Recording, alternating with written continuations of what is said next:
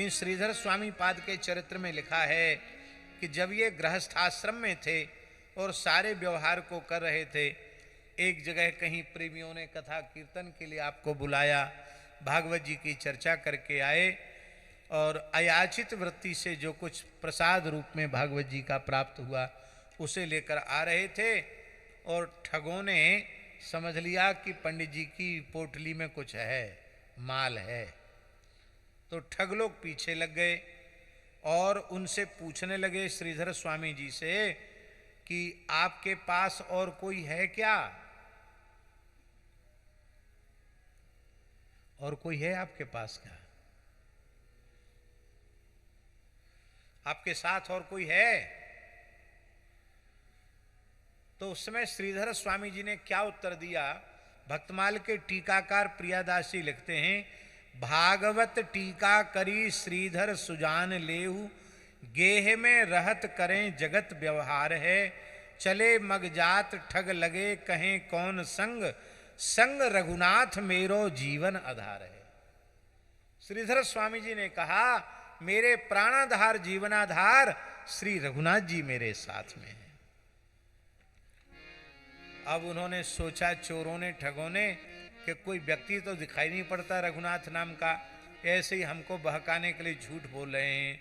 तो उन्होंने निश्चय किया कि इनको मारें और इनकी संपत्ति को लूट लें। तो जैसे ही वो मारने का उपक्रम करते तो उनको धनुष बाण लिए हुए भगवान दिखाई पड़ जाते, एक तरफ राम जी, दूसरी तरफ लक्ष्मण जी। क्योंकि आप पाठ कर रहे थे, आत्सज्ज धनसा विशुष्प्रशा वक्षया सुगनि संगी संगिनौ, रक्षणाय मम राम लक्ष्मणा वग्रतपति सदैव गच्छताम। तो राम लक्ष्मण दिखाई पड़ गए उन चोरों को।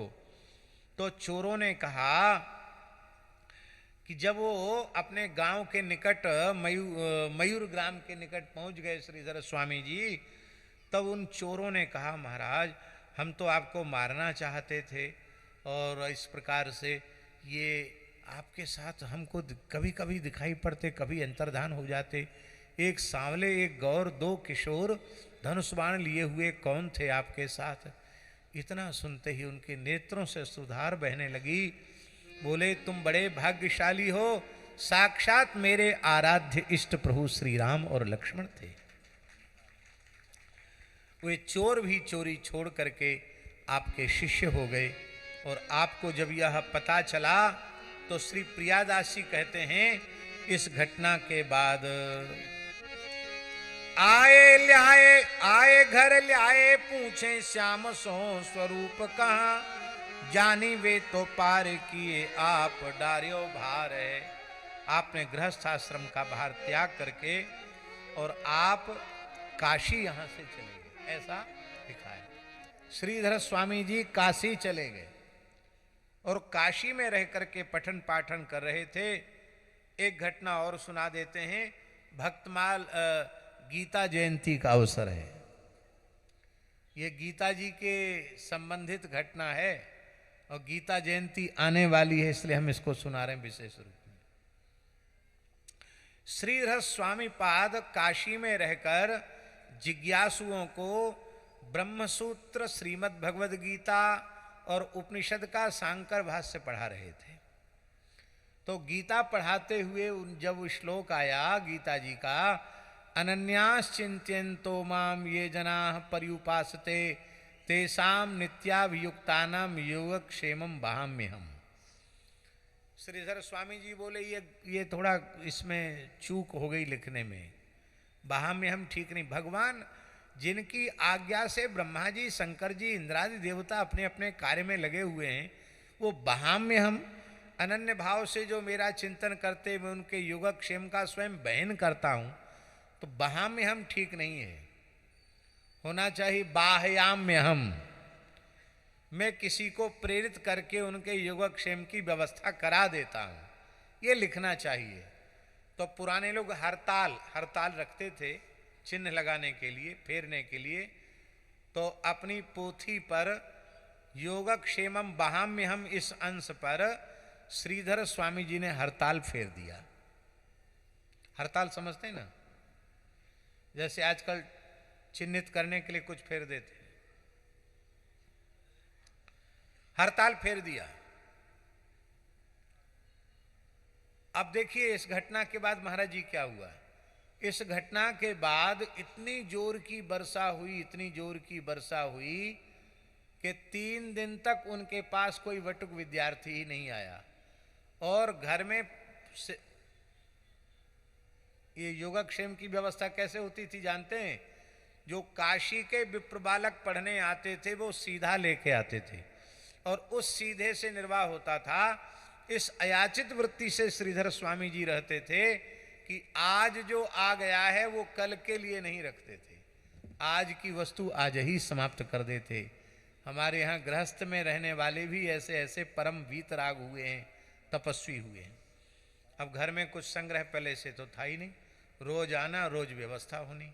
3 दिन तक पानी बरसा, 2 दिन तक पानी की झड़ी लग रही, तीसरा दिन हुआ थोड़े से पानी खुला तो एक सांवला सलोना एक ब्रह्मचारी आया जिसकी आयु 10-12 वर्ष की थी और यहाँ सिर पे पट्टी बंधी हुई थी। जैसे कोई चोट लग जाती, घाव हो जाता है तो सिर पे पट्टी बंधी हुई थी और सिर पर एक बहुत बड़ी डलिया बांस की थी, उसमें बहुत सामान था, घी, बूरा, आटा, दाल, चावल, सब सामान था उसमें। और श्रीधर स्वामी जी थोड़ा समय पानी खुला तो गंगा स्नान के लिए गए थे। ठाकुर जी आ गए। ठाकुर जी थे वो, साक्षात श्री कृष्ण थे। वो आए, आकर के माता जी को आवाज लगाई, गुरु माता को। उन्होंने देखा इतना छोटा बालक इतना वजन लेके आया है। माता जी दयावश आई, उठा करके रखा। बोले बेटा ये कहाँ से लाए हो? बोले हम तो पहले से रखे हैं, 2 दिन से इतना पानी बरस रहा था कि हम ला नहीं पाए और ये गुरु जी के को भेंट करने के लिए लाए हैं। तो बोले बेटा हमने तो तुमको कभी यहाँ आके पढ़ते देखा नहीं, हम तो पहचानती हैं कौन कौन पढ़ने आते हैं। कहा माता जी आपकी नज़र पड़ी नहीं, मैं तो नित्य यहाँ आता हूँ। इसका मतलब है भगवत भागवत चर्चा करने वालों के पास ठाकुर जी नित्य आते हैं, पता चले या न चले, तो हम तो नित्य आते हैं। आपकी नज़र से, आपने नज़र से देखा नहीं। तो कहा बेटा एक बात है, इतना सामान तुम लाए, किसने भेजा? बोले मेरी मैया ने भेजा है, मैं लेके आया हूँ। अच्छा बहुत अच्छी बात है। इतना कोमल बालक खुद ढो के लाए हो? बोले हाँ मैं खुद ही ढो करके लेके जाता हूँ। अच्छी बात है। तो ये आप तुम्हारे मस्तक पर पट्टी बंधी है, ये घाव कैसे हो रहा है? ओ माता जी कुछ मत पूछो। नहीं बताना पड़ेगा घाव कैसे हो गया। तो ठाकुर जी के नेत्र भराए। बोले गुरु जी ने मार दिया। अरे बोले इनको तो कभी हमने क्रोध करते मारते पीटते तो देखा नहीं, और तुम इतने सुकोमल बालक हो, इतने सुंदर हो, तुम्हारे ऊपर भला प्रहार कैसे किया गुरु जी ने? कहा माताजी मैं सत्य कह रहा हूं, हरताल से मेरे ऊपर प्रहार किया, उसी से मेरे मस्तक में घाव हो गया है, उसी से ये पट्टी बंधी हुई है। कह के ठाकुर जी तो चले गए। श्रीधर स्वामी जी आए संध्योपासन करके। माता जी नाराज थी। माता जी ने कहा ये मारना पीटना आपने कब से शुरू कर दिया? आपको कभी क्रोध करते तो मैंने देखा नहीं। इतना छोटा सांवला सलोना बालक, रोम रोम से कोमलता टपक रही है और आपने उसको मार दिया, उसके मस्तक में घाव हो गया। बोले देवी तुम्हारी बातें बड़ी अटपटी हैं, मेरी समझ में नहीं आ रही, तुम क्या कहना चाहती हो? अरे आपने बच्चे को मारा, वो ही बच्चा ये सब देके इतना सामान ढो के लाया, सब देके गया है। उसने कहा हरताल से मुझे मारा है।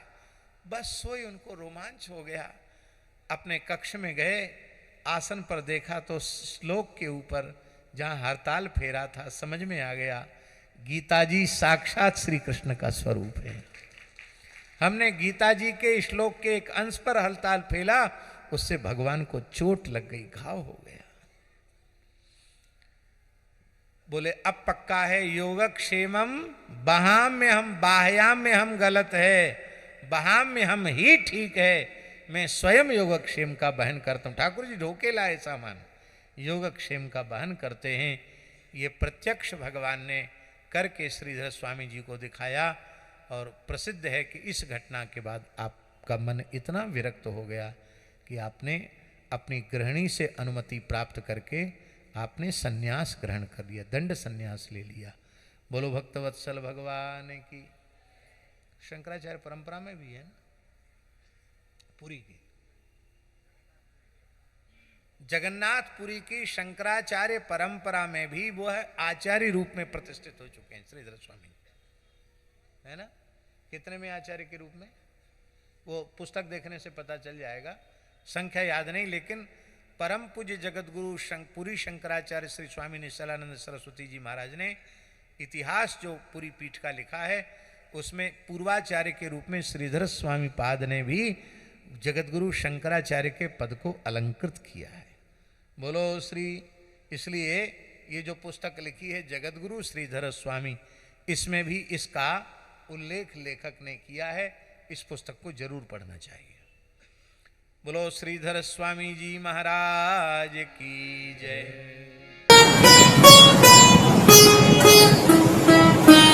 श्री सीताराम प्रतिदिन सत्संग एवं दर्शन के लिए श्री महाराज जी के ऑफिशियल चैनल को जरूर सब्सक्राइब करें।